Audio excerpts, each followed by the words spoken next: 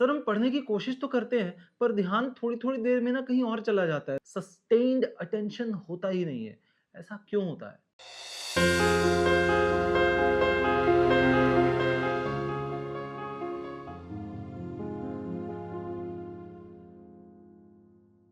So, selective attention is a selection of stimuli, whereas sustained attention is about concentration. मान लेते हैं कि कल आपका साइकोलॉजी का एग्जाम है और अभी आपको उसकी तैयारी करनी है। मतलब अगले कुछ घंटे बैठकर फोकस करके उस सब्जेक्ट को, उस सिलेबस को कवर करना पड़ेगा।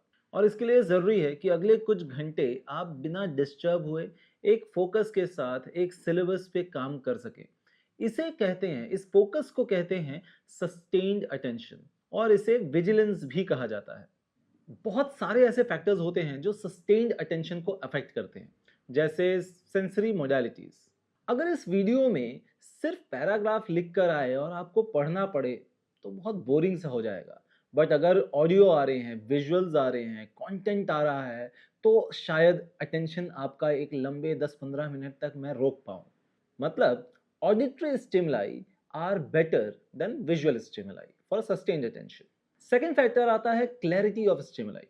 अब अगर यही वीडियो बहुत ब्लरी सा हो या ऑडियो बहुत ग्लिची सा हो तो थोड़ी देर में आपका अटेंशन इधर उधर भागने लगेगा और आप बोलोगे यार कुछ और ही कर लेते हैं। बट अगर वीडियो क्लियर है, ऑडियो क्लियर है, टेक्स्ट अच्छे लग रहे हैं आपको और आपके काम का लग रहा है, क्लैरिटी है इस स्टिमुलाई में, तो आपका अटेंशन थोड़ा सस्टेन करेगा। थर्ड है intention and duration of stimuli. अब अगर मैं बहुत डल आवाज में और बहुत बोरिंग तरीके से आपको पढ़ाने की कोशिश करूं तो थोड़ी ही देर में आपका इंटेंशन ही चला जाएगा पढ़ने का। और अगर बहुत लंबा ये एपिसोड हो तो भी आपका थोड़ी देर में इंटरेस्ट चला जाएगा। हम उस जनरेशन की बात कर रहे हैं जहां पर 15 सेकंड की रील को भी आप 3 सेकंड में स्किप कर देते हैं, और उस जगह पर 10 से 12 मिनट तक किसी कंटेंट के लिए आपका अटेंशन रोक कर रख पाना बड़ा मुश्किल काम है। तो tell me in the comments whether this video is interesting for you और नॉट। फोर्थ फैक्टर आते हैं टेम्पोरल अनसर्टेनिटी। हमारे दिमाग को ये पता होना चाहिए कि ये अगली चीज कब आने वाली है। इसीलिए हर संडे सुबह जब रामायण आया करता था या शक्तिमान आया करता था एक फिक्स टाइम पर, तो भीड़ लग जाती थी, क्योंकि पता होता था कि संडे सुबह 9 बजे शक्तिमान आने वाला है।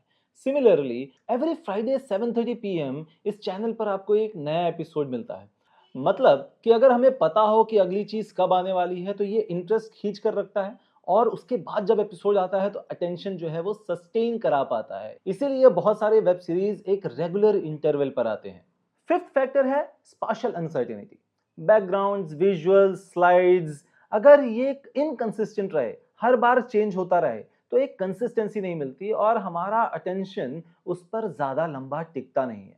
बट अगर बैकग्राउंड सेम है, ऑडियो सिस्टम सेम है, म्यूजिक सेम है, अगर आप तन्मय भट्ट के वीडियोस देखते हैं तो लास्ट में एक म्यूजिक आता है जो हर बार सेम आता है उसके हर एपिसोड में। क्यों? क्योंकि ये स्पाशियल सर्टेनिटी बनाने की कोशिश कर रहे हैं so that that remains in your mind. This is known as spatial uncertainty. तो सस्टेन अटेंशन करने के लिए ये 5 फैक्टर्स बहुत सारे वीडियोस में, बहुत सारे चैनल्स, बहुत सारे तरीकों से अलग अलग जगह पर यूज करते हैं ताकि आपका अटेंशन एक लंबे समय तक वहां टिका रह सके। जैसे कपिल शर्मा शो में हर सीजन में एक सिंगल बैकग्राउंड दिखेगा आपको। केबीसी कई सालों से सेम तरीके का बैकग्राउंड और विजुअल इंफॉर्मेशन शेयर करता आ रहा है। सी, ये है सस्टेन्ड अटेंशन। अगर मैं यहां तक आपके अटेंशन को सस्टेन करा पाया तो एक लाइक तो बनता है, और hit on that subscribe button, press on that bell notification so that आप उस टेम्पोरल अनसर्टेनिटी पे ना फंस जाओ और अगला एपिसोड आते ही आपको पता चल जाए। And help me to make you fall in love with psychology. चलिए अब समझते हैं कि इस attention deficit hyper activity disorder क्या होता है, ये अटेंशन नहीं कर पाने की प्रॉब्लम क्या होती है। इसको कुछ सवालों से समझते हैं। तो question number 1, what is ADHD? Attention deficit hyper activity disorder. जैसा ये नाम बता रहा है, अटेंशन में कमी होना और हाइपर एक्टिव होना। ये वो बच्चे हैं क्लास के अंदर में जिनको एक जगह बैठा नहीं जाता, जिनका अटेंशन एक जगह टिकता नहीं है। क्लास में टीचर पढ़ा रहा है पर इनको बात करनी है, इनको मल्टीपल चीजें करनी है, इनको क्लास में अलग अलग आवाजें निकालनी है। ये वो बच्चे हैं जिन्हें क्लास में टीचर बोलती है यार ये बड़ा बदमाश है, एक जगह टिकता नहीं है। ये वो हैं जिन्हें रोलर कोस्टर भी कहा जाता है। ये बच्चे ADHD जैसे मेंटल हेल्थ डिसऑर्डर से गुजर रहे होते हैं। हालांकि इसे मैनेज किया जा सकता है, पर अगर इसे मैनेज नहीं किया गया तो यह आपके काम, आपकी पढ़ाई और आपके रिश्तों पर भी इम्पैक्ट डालता है। सेकंड क्वेश्चन, एडीएचडी अफेक्ट कैसे करता है? जल्दी डिस्ट्रैक्ट हो जाना, एक आवाज और बंदा बाहर पढ़ाई लिखाई छोड़कर। ये बात नहीं मानते, एक जगह टिकते नहीं है। ऐसा नहीं है कि ये करना नहीं चाहते, बल्कि इनका दिमाग इन्हें अटेंटिव होने देता ही नहीं है। और कई बार तो सही इंटेलिजेंस होने के बावजूद इनका काम अधूरा रह जाता है और ये जीवन और करियर में बहुत स्ट्रगल करते हैं। तीसरा क्वेश्चन, एडीएचडी होता कैसे है?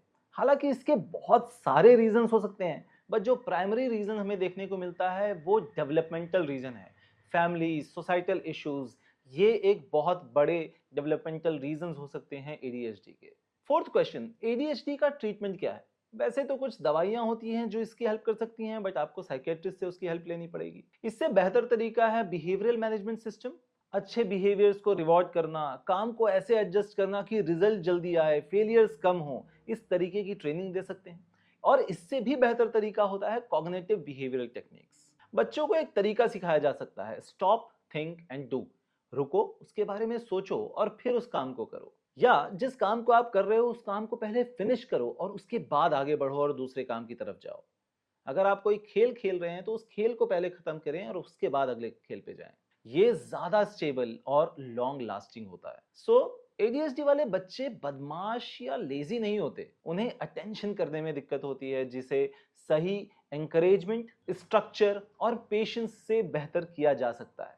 Happy learning and let's fall in love with psychology.